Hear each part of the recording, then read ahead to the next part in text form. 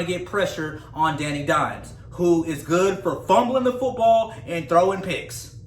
Yeah, so this is going to be a very good game for our defensive line. I still feel like Boston Scott is efficient enough to do what we need him to do in the run game for the New York Giants.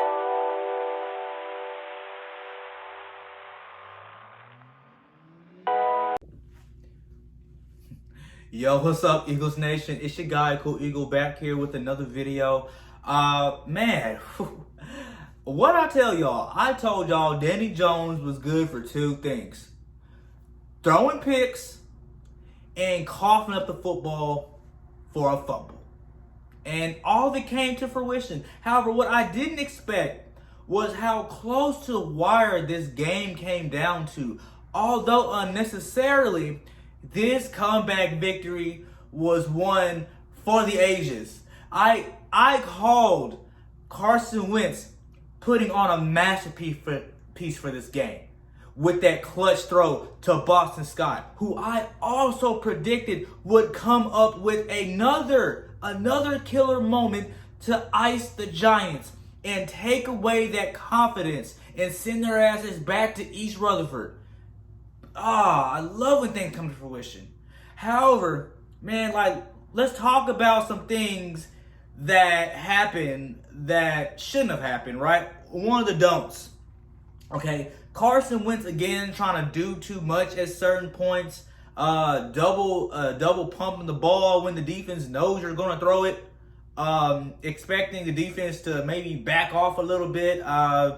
I don't know why he's doing that. That's been a common reoccurring theme with Carson Wentz. I don't know if that's just a natural reaction he has, or that's something that he picked up in college, or maybe Press Taylor taught him some things. But even other fan bases are starting to notice this, man. Carson Wentz does a lot of double pumping in the pocket, man, holding that ball too long, and then making unnecessary throws that he doesn't have to, like that one to the end zone where it was picked off by Bradbury. Now, I wasn't trying to give Bradbury any kind of praise for this game after the shit he was talking prior to the game about him locking up Travis Fulgham.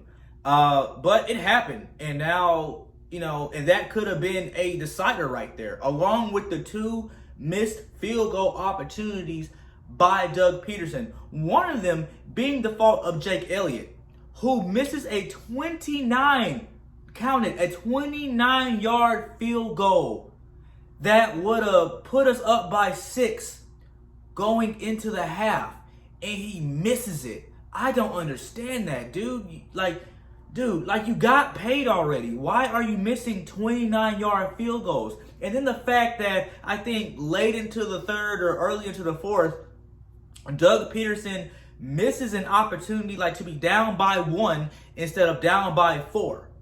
You know what I'm saying? He chooses to go for it on 4th down rather than just taking the points.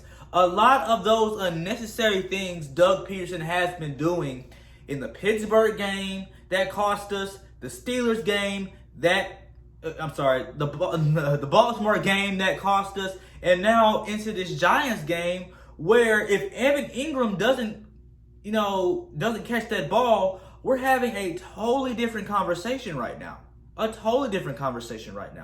But I'm happy that Carson Wentz, again, like he's been doing for the past 3-4 weeks now, been pulling rabbits out of his hat, man, and coming up with these amazing throws in the clutch to give us a chance to win the ball game.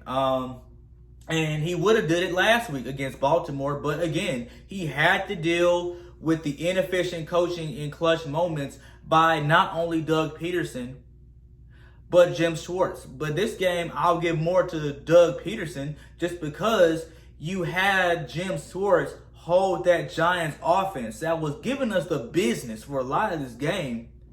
Although the defensive line was getting pressure, as I also predicted, the defensive line feasted a lot of this game. The Giants offensive line had no answer for Brandon Graham, had no answer for Josh Sweat, and had no answer for Fletcher Cox.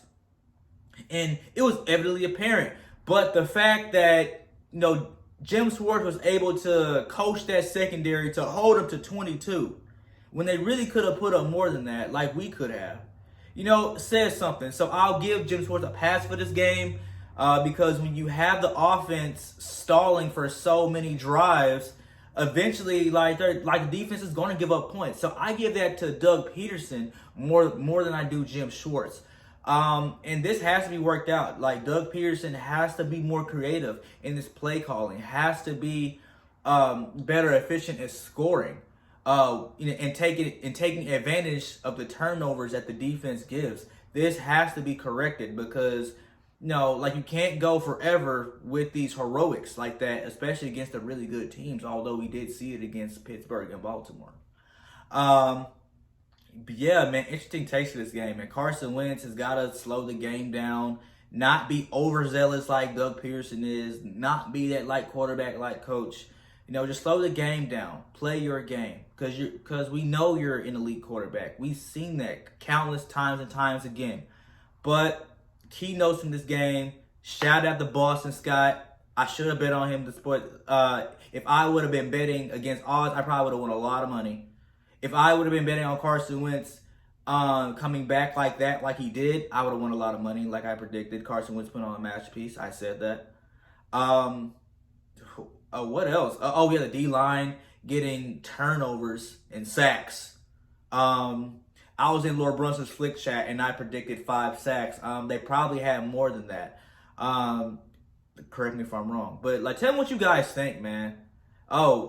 And these Deshaun Jackson injuries, man, we just got him back, and now he's said to be gone for 46 weeks. Somebody said tack on 3 since he's an Eagle, so 7 to 9, which isn't bad because we're in week 7, so you probably could see him back towards the latter part of the year, week 14, week 15, when he'll be eligible to come back off and come play for us again, get us ready for the playoffs.